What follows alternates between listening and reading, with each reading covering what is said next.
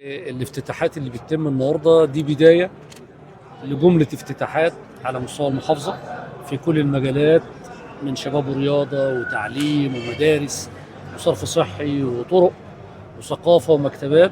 فالنهارده كانت البدايه. العيد القومي الساعه 12 هتشرفونا وتحضروا معانا فيه. فقلنا كل اسبوع في يومين للافتتاحات.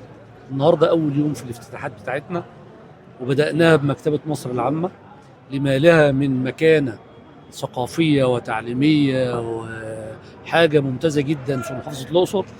فاحنا إن شاء الله طورنا الواجهات، طورنا الإضاءة، طورنا البنية التحتية فيها من الصرف الصحي، الانترلوك في المساحات الخارجية، اللاندسكيب، كل ما تحتاجه المكتبة بنطور فيه دلوقتي.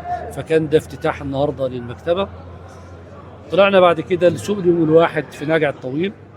الحمد لله ده بحافظ عليه عشان بيثبت الاسعار وبيقلل الاسعار عن السوق الخارجي، وده عامل مساعد وتعليمات للتموين دايما سوق اليوم الواحد يبقى موجود في كل المراكز والقرى. النهارده بنحتفل بقى في هذا المكان.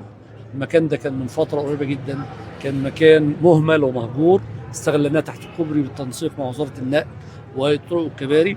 وانتم شايفين في الخلفيه الموقف اشتغل والعربيات موجوده في 4 خطوط، في من هنا للداخلي في مركز الجورنة، في ربط بين الموقف وشرق السكة موقف الأقصر الرئيسي، وفي مدينة طوبى الجديدة، وفي الغرب جنوب. فإن شاء الله هنبدأ، وكل ديت إجراءات ومشاريع في الأول وفي الآخر هي لخدمة المواطن في الأقصر. فأنا بشكركم لحضوركم. والنهارده لو هنتكلم الموسم السياحي بيشهد رواج كبير ما شاء الله. لسه في تقرير امبارح بيقول ان نسبه الاشغال في الفنادق العائمه 95%، ودي اول مره تحصل. تقول ايه حضرتك؟ نسبه الاشغال عاليه جدا في الفنادق العائمه والثابته، وانا سعيد بهذا الاقبال. يرجع الاساس للامن والامان اللي مصر بتعيشه في هذه المرحله. وكل التحيه للقياده السياسيه. بدون امن وبدون امان مش هتلاقي سياحه. احنا عندنا 10500 غرفه فندقيه عائمه وثابته.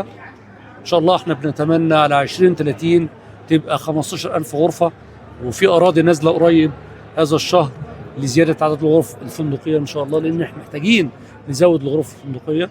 في وزاره السياحه نزلت قانون بتحويل الوحدات السكنيه لغرف فندقيه، فاحنا ماشيين فيها في البعيرات وفي حوض الرمال، وفي تقنين لكل هذه الوحدات في هذه المرحله ان شاء الله.